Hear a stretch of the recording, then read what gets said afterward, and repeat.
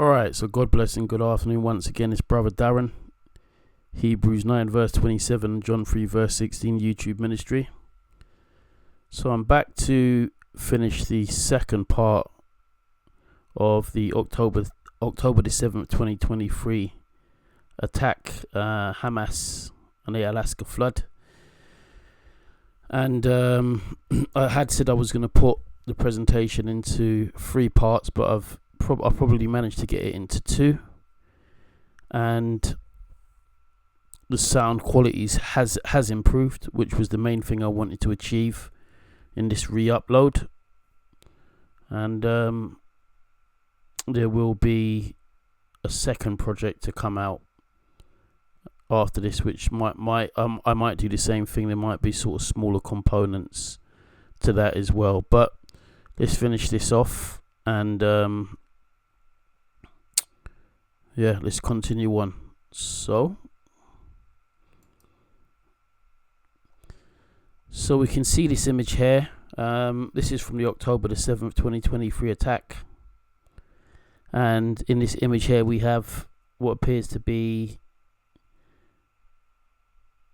jihadists or terrorists, militants, and 2 there in particular, or 3 of them, that are dragging a captive hostage through the foyer of the Al-Asqa hospital. So on the 7th of October 2023, the nation of Israel was attacked by a devastating surprise attack. It was largely coordinated and orchestrated by the terrorist group Hamas. The operation was named the Al-Asqa flood. As I've mentioned before, it was named the Al-Asqa flood after the Al-Asqa mosque, which is in Jerusalem atop the Temple Mount.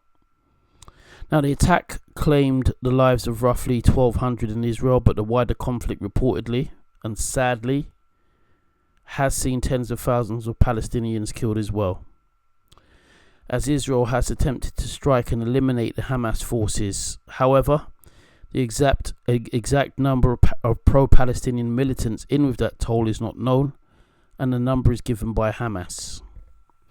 Now, Hamas had seemingly largely been at peace with Israel since a ceasefire in May 2021. Now, biblically, Palestinians do have a right to live in the land without oppression, as foreigners or strangers, and if not at war. See Exodus chapter 22 verse 21, Exodus chapter 23 verse 9, Leviticus chapter 19 verses 33 to 34, and Ezekiel chapter 22 verse 29. However, terrorist groups like Hamas and Palestinian Islamic Jihad are motivated by Islamic ideology, jihad, and hatred towards Jews from within the Quran and Hadiths, sayings and teachings of Muhammad. Now, the groups strike and attack Israel with occupation resistance claims, plus the status of Jerusalem, with Jerusalem to be a capital for the Palestinians and religious rights to the Temple Mount in particular being core points of dispute for the Israeli-Palestinian conflict and the wider Arab-Israeli conflict. These are all following on from the creation of the State of Israel in 1948, after the British mandate had expired. Palestinian Islamic Jihad in particular seek an Islamic Palestinian state without Israel. Now, Hamas, the PIJ, Palestinian Islamic Jihad, and other militant groups' wars with Israel and targeting of Jews also falls into the wider term, the calls for the destruction of Israel. Now, calls for the destruction of Israel are explicit or implicit expressions, statements, and rhetoric made by individuals, political entities, and factions within Arab, Islamic, Palestinian, or left-wing discourse advocating for the elimination or annihilation of the State of Israel as a political entity. These anti-Zionist calls often involve the use of strong language, genocidal threats, or declarations aiming at the complete eradication of Israel from the region. Such expressions may be manifested in official statements, speeches, charters, or public discourse, reflecting a position that denies the legitimacy of Israel's existence and seeks its removal through various means, including military action or other forms of political and ideological resistance. Now, Genesis chapter 12 verse 7, Genesis chapter 15 verse 18, Genesis chapter 17 verse 8, and Genesis chapter 26 verse 3 to 4, and Genesis 28 verse 13 all state how the land of Israel was given to Abraham and his ancestral lineage of the Israelites. Deuteronomy chapter 28, Deuteronomy chapter 30 verses 1 to 5, Joel chapter 3 verses 1 to 3, and Zechariah 12 verse 1 to 3 and verse 9, and Zechariah chapter 14 all speak of how the ancient Israelites would be judged by the Lord. They'd be scattered and parted by the nations if they failed to be obedient, including listening to the future prophet who would be like Moses, which is Jesus, according to John chapter 1 verse 45 and Acts chapter 3 verse 22. But God would also bring restoration after a period of time. Now, on October the 7th, 2023, Hamas launched an attack of around 3,000 rockets at Israel, many of which were nullified by Israel's Iron Dome air defense system. Motorized paragliders were also used in the attack on the Supernova Music Festival.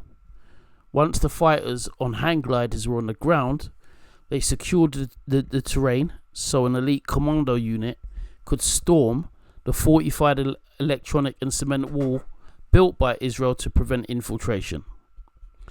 The fighters used explosives to breach the barriers, and then they sped across on motorbikes. Bulldozers widened the gaps, and more fighters entered in four-wheel drives, scenes that witnesses described. Now, after breaching the Israeli border in some 30 places, Hamas militants staged a mass slaughter of soldiers and civilians in at least 22 Israeli villages, towns and military outposts, and then they drew Israeli defenders into gun battles that continued for more than a day.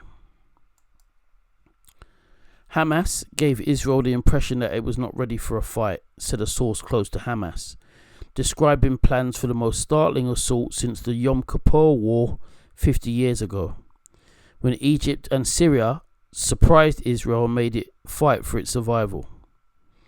Hamas used an unprecedented intelligence tactic to mislead Israel over the last months, by giving a public impression that it was not willing to go into a fight or confrontation with Israel whilst preparing for this massive operation, the source said. Israel concedes it was caught off guard by an attack timed to coincide with the Jewish Sabbath and the religious holiday. Hamas sought to convince Israel that it cared more about ensuring that workers in Gaza, a narrow strip of land with more than 2 million residents, had access to jobs across the border, and that it had no interest in starting a new war. Now, Hamas was able to build a whole image that it was not ready for a military adventure against Israel, the source said. We believed that the fact that they were coming into work and bringing money into Gaza would create a certain level of calm. We were wrong, another Israeli army spokesperson said. An Israeli security source acknowledged Israel's security services were duped by Hamas. They caused us to think they wanted money, the source said, and all the time they were involved in exercises or drills until they ran riot. As part of its subterfuge in the past 2 years, Hamas refrained from military operations against Israel, even as another Gaza-based Islamist armed group, known as Islamic Jihad, launched a series of its own assaults or rocket attacks. Now, amongst the objectives of the Al-Asqa flood operation then was Hamas's aim to upend the security truce with Israel and to abandon Israel's approach of finding only temporary or interim solutions to deal with the Gaza Strip. So too did the attacks signal the rejection of the model of economic peace, where partial and incremental economic incentives that successive Israeli governments adopted might serve an alternative to a political settlement with the Palestinians. The attack was also joined by the terrorist group the Palestinian Islamic Jihad, the second largest terrorist group operating out of Gaza. Reuters, the news agency, on October the 18th reported that Islamic Jihad, a Palestinian militant group that is an ally of Hamas and took part in the October 7th attack on Israel from Gaza, also took up to 30 hostages. Now, this is something which people don't often cite. Palestinian Islamic Jihad were involved in this attack. They do not want a state of Israel at all. They want the state obliterated. So even though Hamas supposedly in their 2017 charter, so to speak, have said that they only want to, their war of resistance is only against Zionists. It's not so with Palestinian Islamic Jihad, but even as I've said before, to say that you just want a war with Zionists when you cross the borders or fire rockets into Israel, your rockets, your bullets are indiscriminate in who they hit.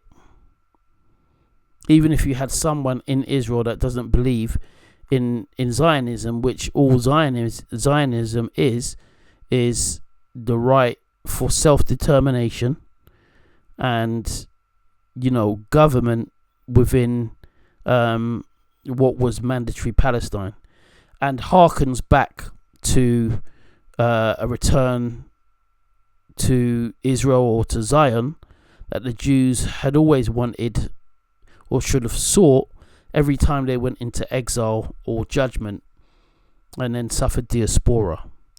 Now, in Ihsan Atiyah, a member of the Palestinian Islamic Jihad's political bureau, the head of the PIJ's Department of Arab and International Relations, said, "The goal of the Al-Asqa flood, the operation, has been declared from the beginning, which is to prevent the targeting of Al-Asqa Mosque in Jerusalem. And the operation's second goal is to free thousands of Palestinian prisoners from the occupation jails."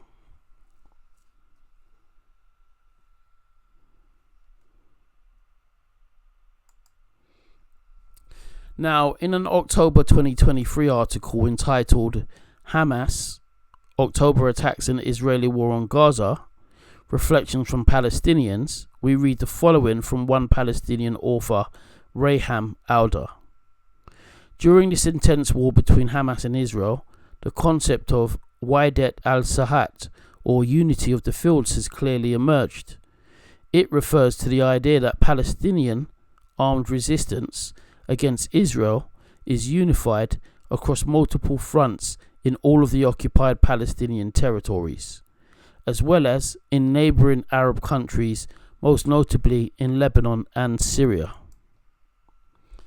Now, in a devastating revelation towards the end of the month of March 2024, Hamas released a recording literally affirming the Wahdat al-Sahat unity of the fields notion.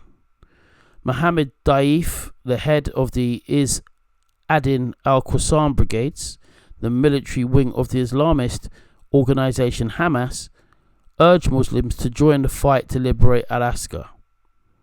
So I've read this before. This was in my sort of 10 reasons as to why the October the 7th attack happened.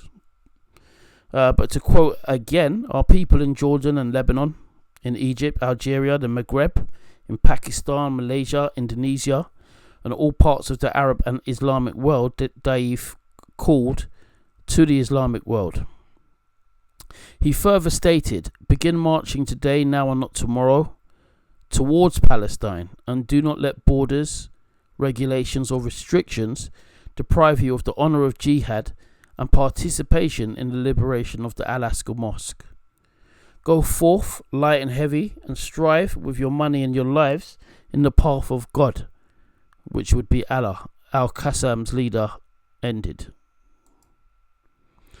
Now, some people have sought to level some blame back at Israel for the attack, or even worse, to attribute a whole conspiracy towards Israel as if they either A, wanted to wipe out their own people, Jews, or B, prime the conditions for the attack just to strike the Palestinians and to commit genocide against them, or for some secret resource or benefit they will supposedly gain from the land of Gaza, like oil. Now, these theories are very far-fetched. They're very far from the truth as a whole, as Hamas, which turned from a charity to a militant jihadist organization and political body in Gaza, have their charter going back to 1988, in which they quoted Islamic hadith calling for future destruction of Jews. Article 7. Hamas have been launching continuous attacks against Israel, with Israel targeting members of Hamas in counter-initiatives over the years since their existence. Now, Hamas's old charter had called for the total destruction of Israel.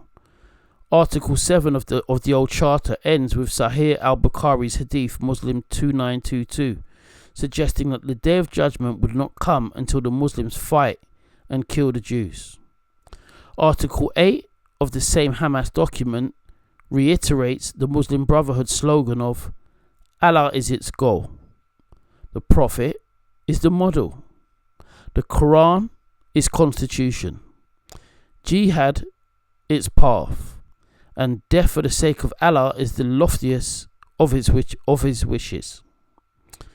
Now, Hamas's new charter from 2017 calls for Israel to return to pre-1967 boundaries and to give up East Jerusalem, amongst other things, and calls for resistance to achieve this. Violence.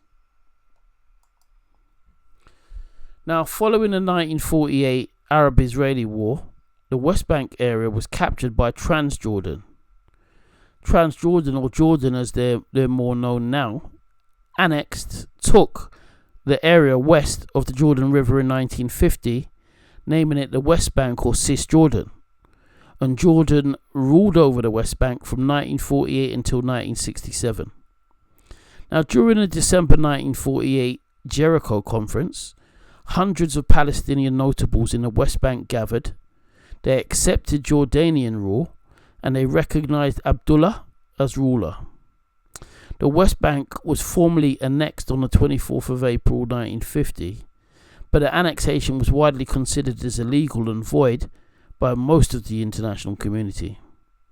The Arab League received assurances from Jordan that the annexed area was being held in trust until the Palestine question was resolved.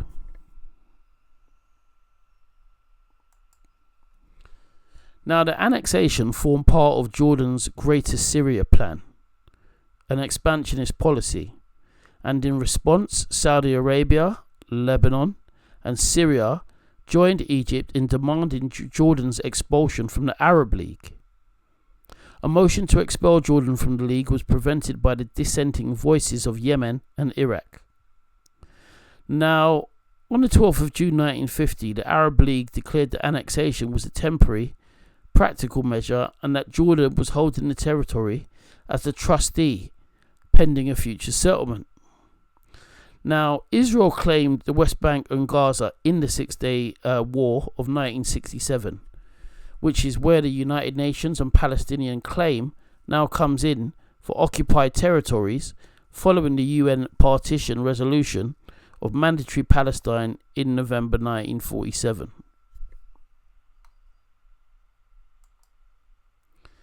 Now, on May the 22nd, Egypt had closed the Straits of Tiran to all Israeli shipping and all ships bound for Eilat. I believe this is in 1967 for the Six-Day War. Now, this blockade cut off Israel's only supply route with Asia, and it stopped the flow of oil from its main supplier, Iran. The following day, President Johnson declared the blockade illegal. He's a US president, and tried unsuccessfully to organize an international flotilla to test it. President Nasser, who is the president of Egypt, or was, he was challenging Israel to fight almost daily.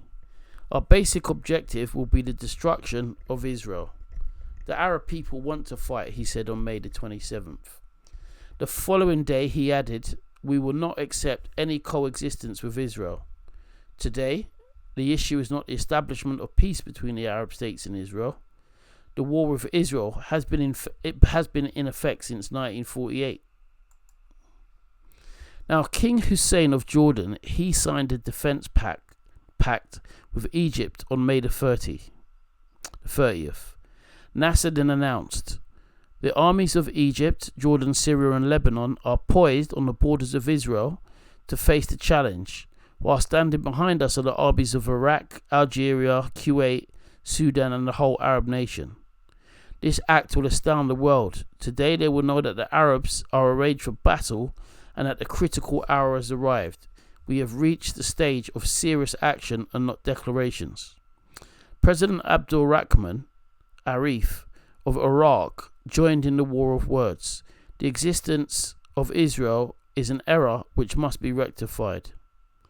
This is our opportunity to wipe out the ignominy which has been with us since 1948. Our goal is clear, to wipe Israel off the map. On June the 4th, Iraq joined the military alliance with Egypt, Jordan and Syria. The Arab rhetoric was matched by the mobilization of Arab forces. Approximately 250,000 troops, nearly half in Syria, and more than 2,000 tanks and 700 aircraft ringed Israel.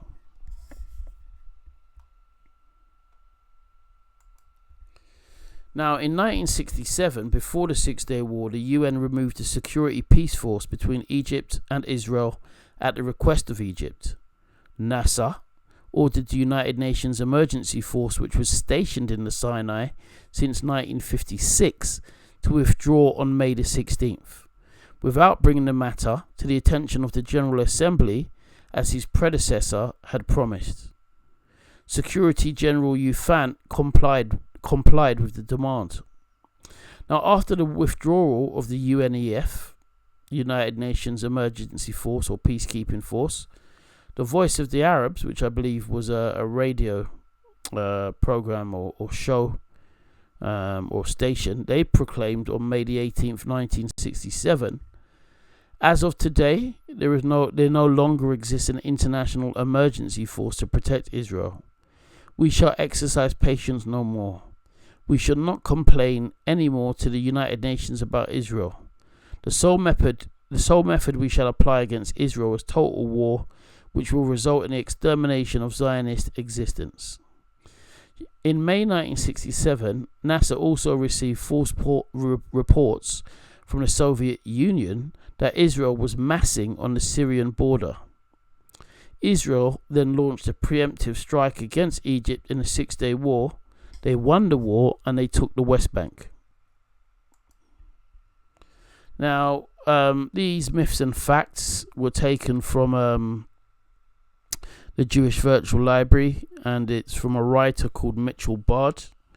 And, Mitchell put forth a series of myths and facts, on the Jewish side, in regards to the 67 war and to Israel holding on to the West Bank. So here we have myth. Israel attacked Jordan to capture Jerusalem. He's saying this is the fact. He's saying Prime Minister Levi Eshkol had sent a message to King Hussein of Jordan saying that Israel would not attack Jordan unless they initiated hostilities. Now, when Jordanian radar picked up a cluster of planes flying from Egypt to Israel, however, the Egyptians convinced Hussein the planes were theirs, prompting the king to order the shelling of West Jerusalem. It turned out the planes were Israel's and were returning from destroying the Egyptian Air Force on the ground. Had Jordan not attacked, the status of Jerusalem would not have changed during the course of the war. Once the city came under fire, however, Israel needed to defend it, and in doing so, it took the opportunity to unify the city, ending Jordan's 19-year occupation of the eastern part. Now, that's really something to note. Not only have you had misinformation that has come from the Russians for the 67 war, the 6-day war in which Israel had acquired the West Bank, You've also had NASA, who has asked for the peacekeeping force, the UN peacekeeping force, to be removed. And finally here, we see Jordan, who was warned not to interfere in the war, were told by Egypt that the planes that were flying were theirs. So they didn't say, the planes that were flying. I mean, maybe there was some miscommunication or a misunderstanding, but either which way, even if it was a miscommunication, they've gone to attack, but the planes were Israel's. And they were warned not to attack. Now, it's also said that some gravestones from the Jewish cemetery on the Mount of Olives had been used for construction, paving roads, and to build latrines for a nearby Jordanian army barracks. The Jordanians immediately expelled all of the Jewish residents of East Jerusalem. Mark Tesler cites John Oesterreicher as writing that during Jordanian rule, out of the old city's 35 synagogues, 34 were dynamited, and some of them were turned into stables. Others were turned into chicken coops. Now, Israel actually had unilateral disengagement from Gaza and withdrawal in 2005, with Hamas gaining political leadership over rivals Fatah in 2006. Now, Israel has cited several reasons for retaining the West Bank within its ambit, a claim based on a notion of historic rights to this as a homeland as claimed in the Balfour Declaration of 1917, but also on security grounds, both internal and external, and the deep symbolic value for Jews of the area occupied. Now, according to the Levy report, occupation only applies to the territory of a state, and the West Bank was not under any sovereignty when it was occupied. The report maintains that the territory was captured from a state, the Kingdom of Jordan, whose sovereignty over the territory had never been legally and definitively affirmed, and which has since renounced its claim of sovereignty. The State of Israel has a claim to sovereign right over the territory.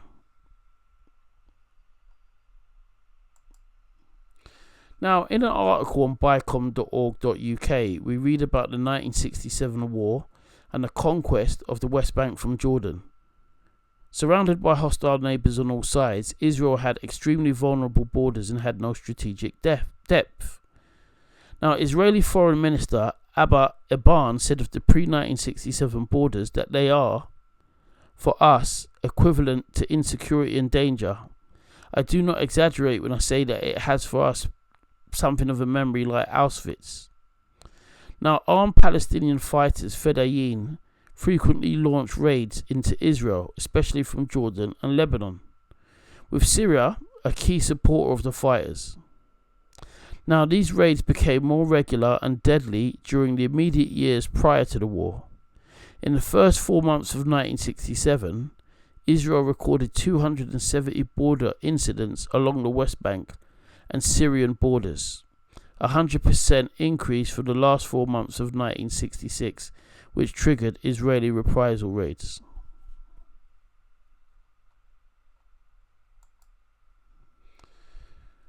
Defensible borders are unrealistic in an era of ballistic missiles. Fact. History shows that aerial attacks have never defeated a nation. Countries are only conquered by troops that are occupying land.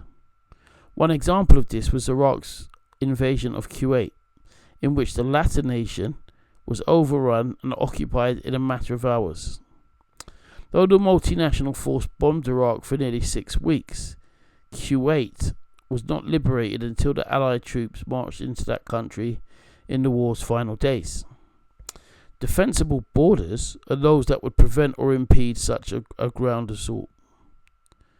Israel's return to its pre-1967 borders, which the Arab states want to reimpose, would tempt political aggressors to launch attacks on the Jewish state, as they did routinely before 1967. Israel would lose the extensive system of early warning radars it has set up in the hills of Judea and Samaria.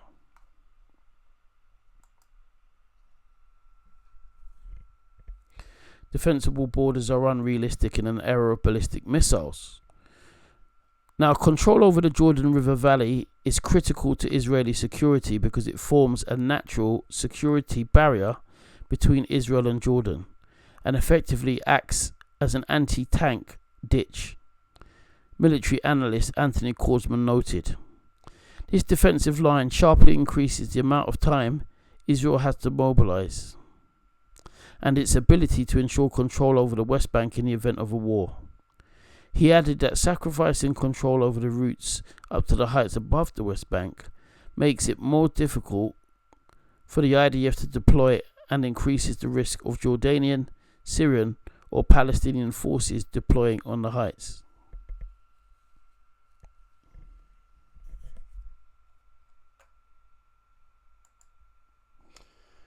But interestingly enough, with all of this, with all that we've said, we come back to my stark observation that the UN had removed their peacekeeping border force pre-1967 for the Six-Day War. And in May 1967, Nasser, he received false reports from the Soviet Union that Israel was massing on the Syrian border to provoke the war, in which Israel took the West Bank and Gaza. Now, theologically, the Bible again states that the Palestinians should not be oppressed, but the Bible is clear that the land is given to Israel.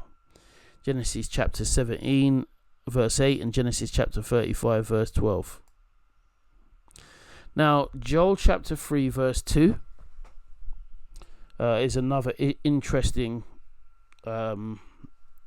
scripture, a portent. And it says this: I will also gather all nations and will bring them down into the valley of Jehoshaphat, and I will plead with them there for my people and for my heritage Israel, whom they've scattered amongst the nations, and they've parted my land. Zechariah chapter 12 verse 2, behold, I will make Jerusalem a cup of trembling unto all the people round about, when they shall be in the siege both against Judah and against Jerusalem. And in that day will I make Jerusalem a burdensome stone for all people. All that burden themselves with it shall be cut in pieces, though all the people of the earth be gathered together against it. I had read that before in the first part and in the main presentation that I did, the original one. Now, the Palestinian Islamic Jihad, they explicitly aim for the violent destruction of the state of Israel, and they reject the option of a peaceful settlement within Israel. Now, Israel's eradication is viewed as an essential prerequisite for addressing the challenges facing the Muslim world. The PIJ, it advocates for the use of guerrilla groups to execute terrorist attacks, intending to weaken Israel. It envisions laying the groundwork for a future scenario in which a significant Islamic Arabic army engages in military confrontation to achieve Israel's destruction. The PIJ has been accountable for some of the deadliest suicide attacks in Israel. So now we're getting into looking at Hamas and who they are. So who are Hamas? Hamas are a Palestinian Sunni Islamist political and military movement. They were founded by a Palestinian imam and an activist called Ahmed Yassin, or Sheikh Yassin, they sometimes call him, in 1987, after the outbreak of the First Intifada, or the First Uprising. Hamas emerged from his 1973 Mujama al-Islamiyah Islamic charity affiliated with the Muslim Brotherhood. We talked about the Muslim Brotherhood before under al-Banna, and the declaration that they had in regards to the Al-Asqa mosque and Palestine in general. Now, there is Adin al-Qassam brigades is the military wing of the Palestinian organization Hamas, and that is led by Mohammed Daif. Now, is Din al-Qassam, he was a Muslim preacher and a religious teacher and a social reformer. whose name is now used for the arm wing of the Islamic resistance movement Hamas. So, I mean, I've never looked into his writings or what he said, but I mean,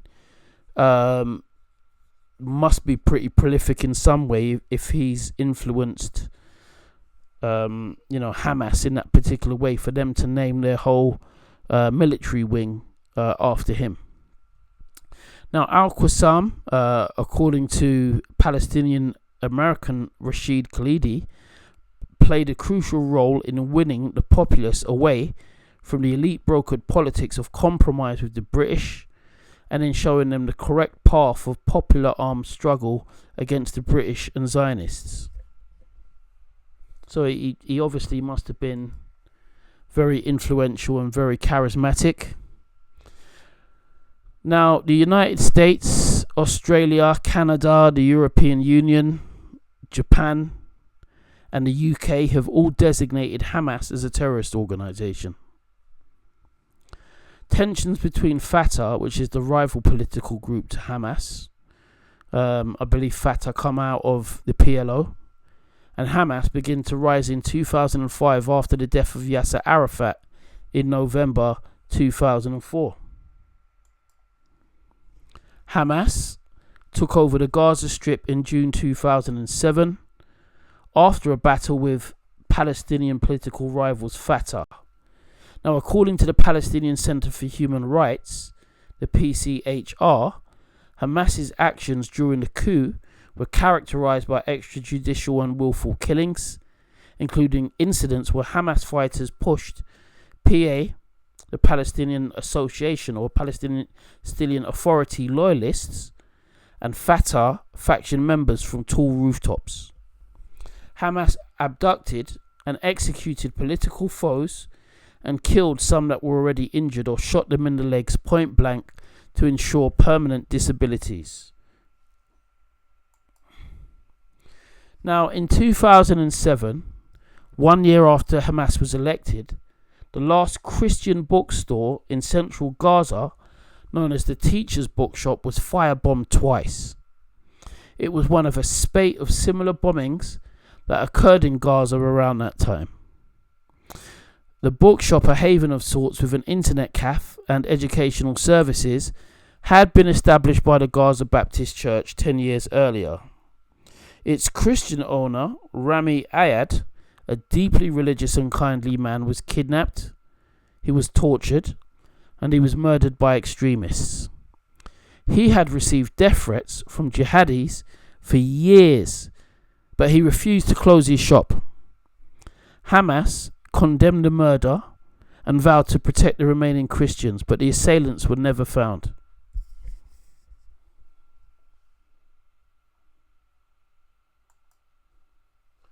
So here we have the Hamas major event timeline.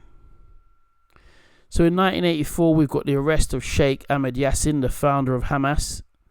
He was sentenced to 12 years of prison after the discovery of an arms cache, but he was freed the next year. In 1987, we have the creation of Hamas by Sheikh Ahmed Yassin. 1987 to 1993 is the first Intifada. 1988, we see the Hamas Covenant. 1989, Hamas carried out its first attack against Israel in 1989, abducting and killing 2 soldiers. The Israel Defense Forces immediately arrested Yassin, Hamas's founder, and they sentenced him to life in prison and deported 400 Hamas activists. During this time, Hamas built a relationship with Hezbollah. Now, in the 1990s, the Al-Qassam brigades conducted numerous attacks against civilians and the Israeli military. In 1993, from April onwards, the attacks included suicide bombings, for which Hamas became well known internationally. Now, equally in Africa, in Nigeria, Boko Haram have become very well known for terrorist attacks, including those involving the use of suicide bombers. Now, 2000 and 2005, Second Intifada, the Al-Qassam brigades militants were among the armed groups that launched both military-style attacks and suicide bombings against Israeli civilian and military targets. The military and civilian death toll was estimated at 5,500 Palestinians, more than 1,100 Israelis and 64 foreigners. A 2007 study of Palestinian suicide bombings during the Second Intifada found that about 40% were carried out by the Al-Qassam brigades.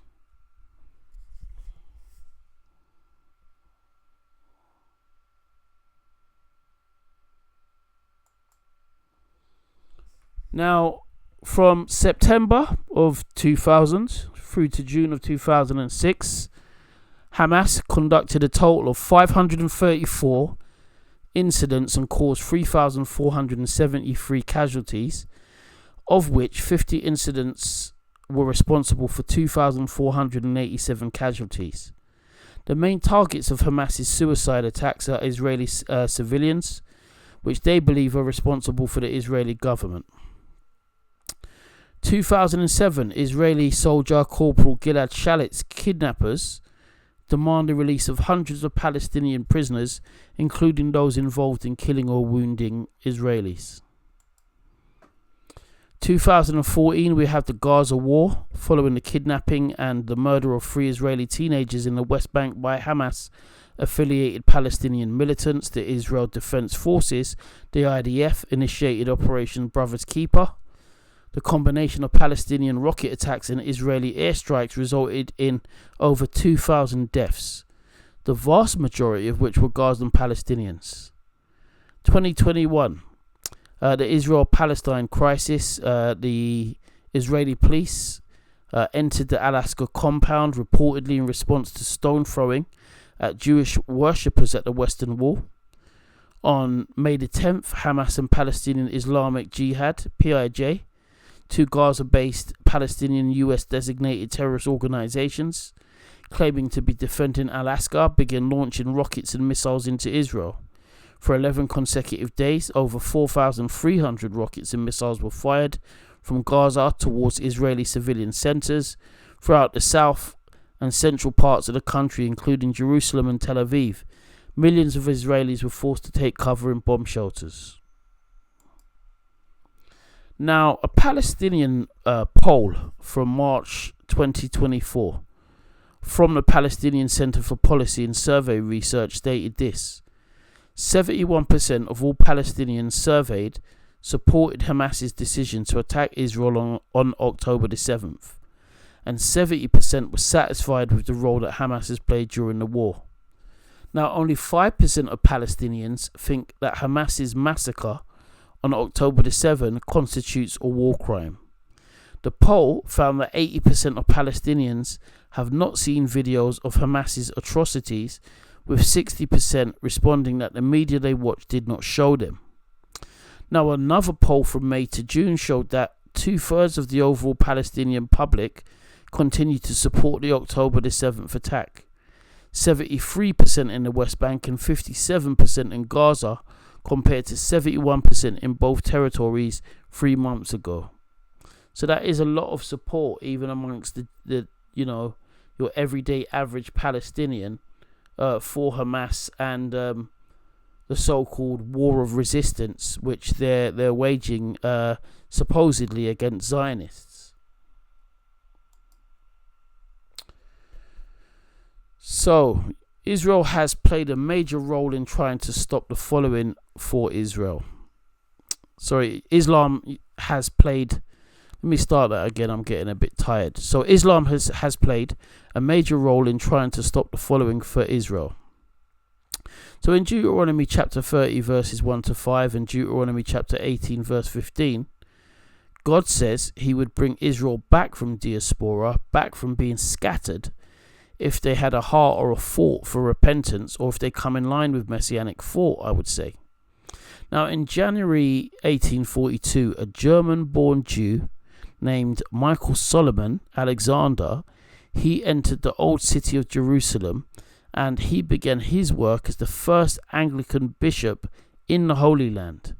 He's deemed as the first Jewish leader of a Jerusalem church since AD 135. Now that's really important because in AD 135, of course, that's when we had the Bar Kokhba revolt, or it came to an end.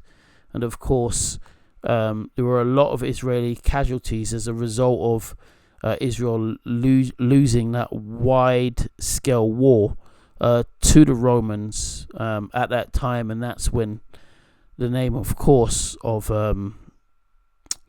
Israel or Judea was changed to Syria Palestinia. And then again, successive regimes and nations kept Palestine within the naming still of the country. Now, in 1881, you had a diaspora Jews of Yemen. They started to make their way back to Israel before the first Aliyah. The Aliyah, which is the first major wave of Jewish immigration to Ottoman Palestine between 1881 and 1903. Now, during this period, messianic expectations were very intense amongst the Jews of Yemen and amongst many Arabs as well. The three pseudo-messiahs of this period in their years of activity are Shukr Kuyal I, Shukr Kuyal II, and Joseph Abdullah. Now, that's really, really significant. I don't think people realize how significant that is, and I'll tell you why. Because the Yemenite Jews, maybe some had heard of Jesus, or maybe Isa, who is the Islamic version of Jesus, but they'd also had a fair few people that were claiming they were the Messiah or messianic type figures that never really achieved much for them, or were pseudo, which means false. So this was already in their community. This was something they'd already experienced. And, you know, part of, I guess, of a return even from diaspora, if you're in countries where the population of Christians is quite small and minute, as I would imagine it would be in countries like Yemen, definitely Saudi Arabia, definitely Pakistan. If you still got within your biblical text that a Messiah should return, and you don't know about Jesus, or let's just say for whatever reason you've rejected Jesus, making your way home as a larger community to Israel increases the chances of you hearing about Jesus and meeting up with Messianic Jews. Messianic Jews are Jews who are Christians. Now, William Heckler, he was an English Anglican, a restorationist, priest or chaplain, who had considerable influence on and support for Theodor Herzl, and Herzl is considered the key proponent in European Zionism, even though Herzl was an atheist. When I say key proponent, one of the early key proponents. Now, William's conservative education exposed him to evangelical restorationism. So that is a central belief of restorationism, was that the second coming of Jesus would occur after the Jews were restored to Palestine. Heckler self-published his own broadsheet, The Restoration of the Jews to Palestine According to the Prophecy. Heckler had projected that the days of the Jewish salvation would actually begin in 1897 to 1898. On the 10th of March 1896, Herzl recorded in his diary his first meeting with Reverend Heckler, for he had calculated, in accordance with a prophecy dating from Caliph Omar's reign on conquest of Jerusalem from 637 to 638, that after 42 prophetical months, that is 1,260 years, Palestine would be restored to the Jews, and this would make it roughly 1897 to 1898. Now, they didn't get restoration in that year, but of course, Herzl kind of really starts to pick up from this period. Now, on the 29th to 31st of August 1897, visionary leader Theodor Benjamin Zeev Herzl convened the First Zionist Congress in Basel, Switzerland. The name Zionism was derived from the longing for Zion, one of the ancient biblical names of Jerusalem.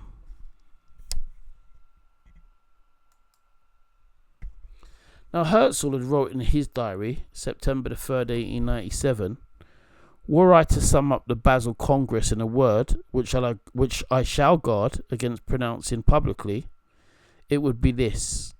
At Basel, the first Zionist conference, I founded the Jewish state. If I said this out loud today, I would be greeted by universal laughter. In 5 years perhaps, and certainly in 50 years, everyone will perceive it." Now, Herzl died on the 3rd of July 1904. He was 44. That's quite young. Now, at his side the day earlier, the last non-family member to be with Herzl was Reverend Heckler. Heckler recorded Herzl's last words: "Greet Palestine for me. I gave my heart's blood for my people." Before his death, Herzl had asked that the Zionist community remember and honour Heckler for all that he had done for him and Zionism. And that's the key part, really, right there. He's made an ode, a proclamation to the Zionist community. Like, you have to recognize Heckler and his support for a Jewish state, the right to self-determine, the right for sovereignty, the right for our own government. And Heckler, of course, understood anti-Semitism well. He was a Bible believer, he was a Christian, and he was honestly motivated by the scriptures and what he saw in the scriptures for Israel to return, and he'd seen much persecution. And this was before the Holocaust. Now, as Paul C. Merkley wrote, Heckler took out his Bible and he found the passages in Amos, Jeremiah and Isaiah and elsewhere that made clear God's plan to bring the diaspora to Jerusalem or back to Jerusalem. Heckler's pamphlet entitled The Restoration of the Jews was published in the journal The Prophetic News and Israel's Watchman. In 5 short chapters, he outlined the typical evangelical thinking of the day on the restoration of Israel, albeit with one very significant exception. In chapter 3, section 9, he explained that with reference to the conversion of the Jews,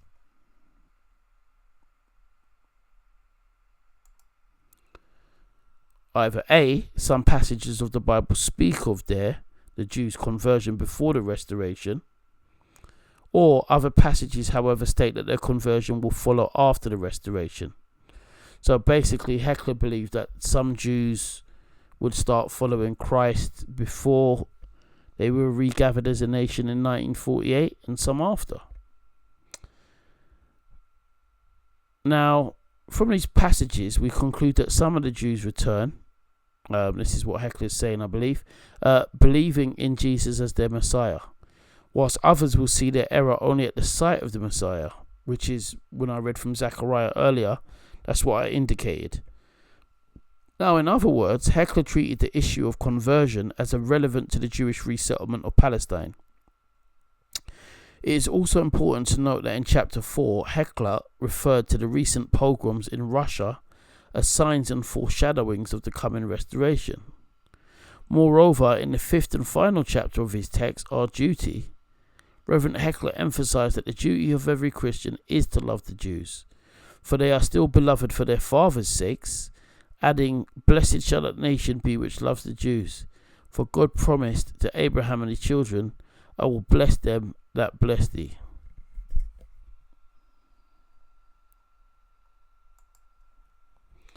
Now, during both occasions in Palestine, Reverend Heckler was present with Herzl on what was to be the latter's only trip to Eretz Israel. Now, on the eve of the first Zionist Congress, Heckler offered a lengthy testimony in the 2nd edition of the New Zionist newspaper Die Welt, entitled Christen über die Judenfrage, Christians on a Jewish Question. It amply referenced Bible passages and sundry prophecies and included this ringing declaration. As a Christian, I believe in a Jewish national movement called Zionism because according to the Bible, yes, according to the ancient Hebrew prophets themselves, a Jewish state must once again arise in Palestine. And as it seems to me, judging by the signs of the times, the Jews will again soon occupy their own beloved homeland in their ancient God-given fatherland. May they soon respond to the call.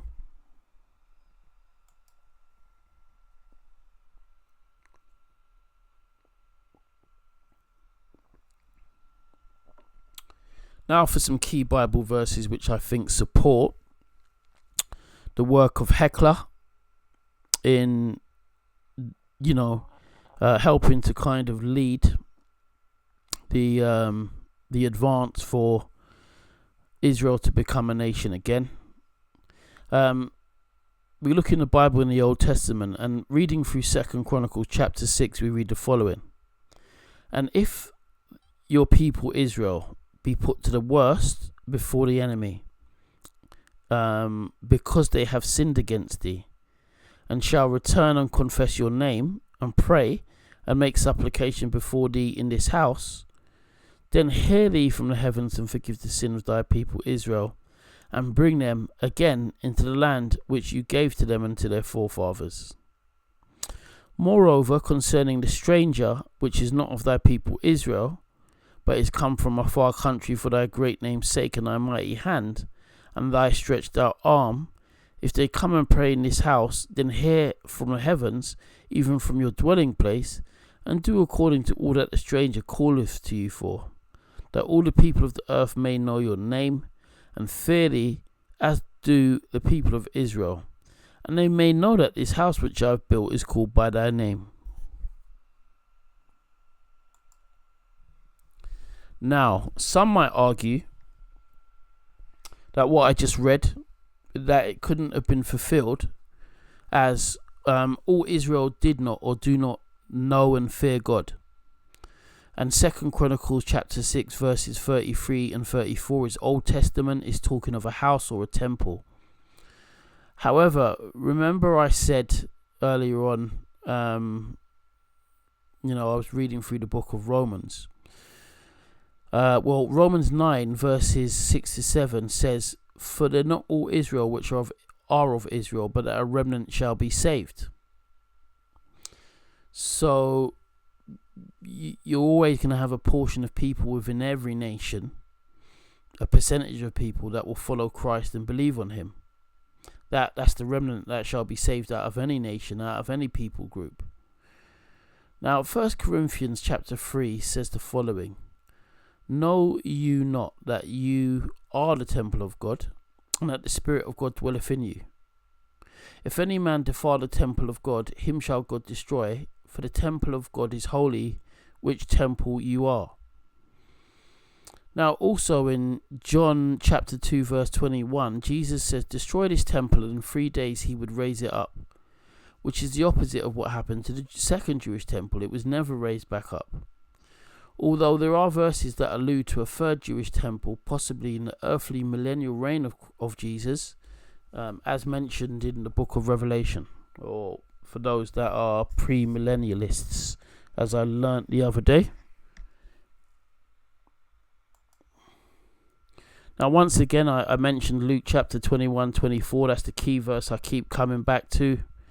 They shall fall by the edge of the sword, and shall be led away captive into all nations.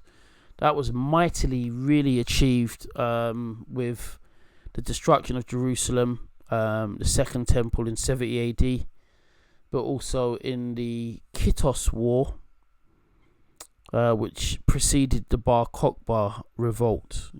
Jews really majorly got taken captive and got taken away in those wars in particular. But there were and have been, even up until 1948, other historic times and events where the Jews were involved in warfare, and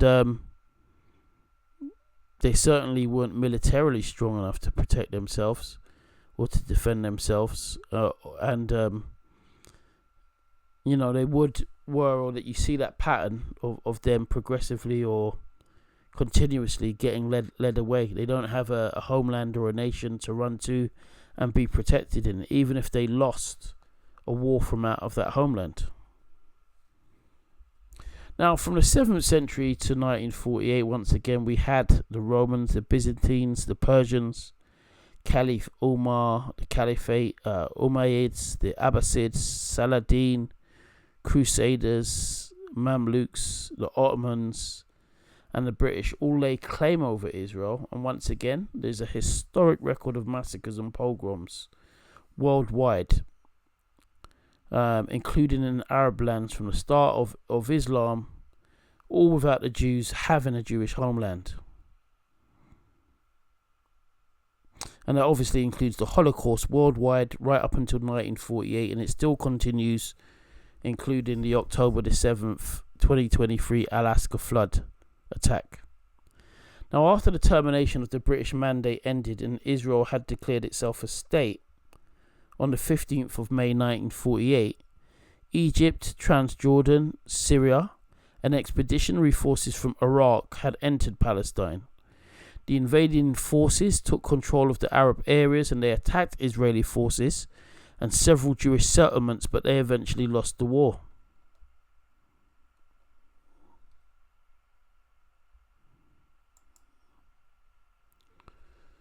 So this excerpt, this slide here, was taken from my other project, How and Why Did the Second Jewish Temple in Jerusalem Get Destroyed in 70 AD, and how did we end up with the Israel versus Hamas conflict?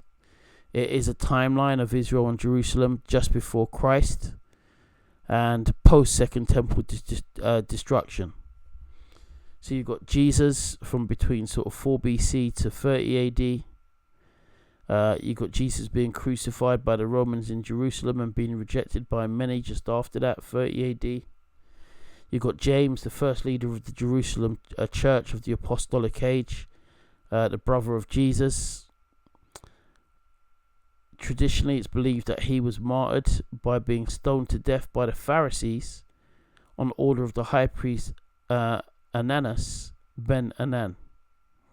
Now, James, the brother of Jesus, was the head of the Jerusalem church, and the Jerusalem church had a central place amongst the churches, as Jerusalem was obviously where Christianity started. Now, James was filled with the Holy Spirit like all of the apostles, and regarding the physical fighting and violence between the Jews, and in particular those that were inspired by Florus to attack Jews, James could have been consulted for advice if the Jews believed on Jesus and his followers, as opposed to following the likes of the religious leaders of Rabbinic Judaism, the Pharisees, the Sanhedrin, and the Jewish revolt leaders, the Zealots.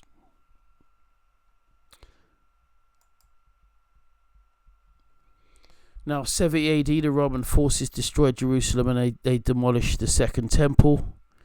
132 to 135 AD, the Roman province of Judea, which further back had been part of the United Monarchy of Israel, the Kingdom of Israel and the Kingdom of Judah.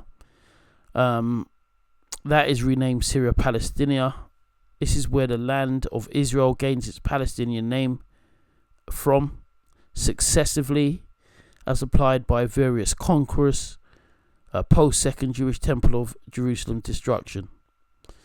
Jews lose the third war with the Romans under Simon Bar Kokhba, who one rabbi in particular thought might be the Messiah, which I mentioned before.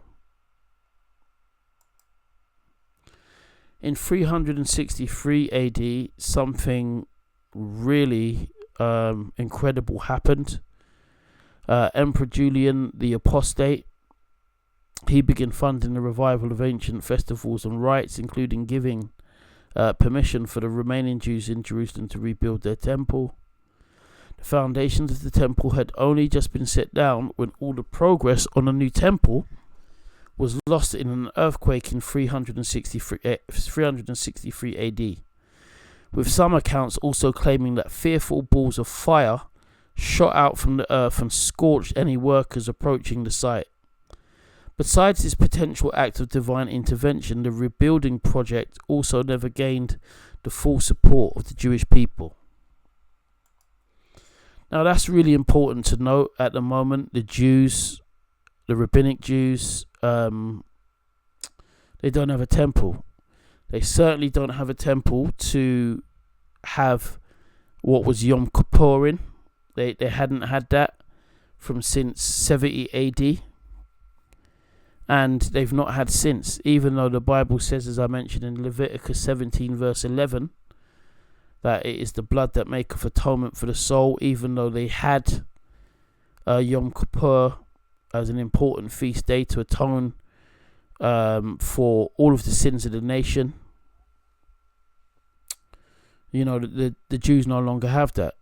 But Jesus, for those that accept him, is, he is God's sacrifice. He's an eternal sacrifice. The book of Hebrews, I believe chapter 4, says he doesn't, he's entered into that holy place, the Holy of Holies, one time to offer sacrifice for all sins eternally. It's not like year after year with the Jews where they would need to keep going back in the temple and sacrificing. But even that, even the Jews themselves, kind of losing, if I can put it that way, the ability to be able to atone for sins. I mean, largely that, of course, was limited to Israel and to those that, adopted Judaism, so to speak.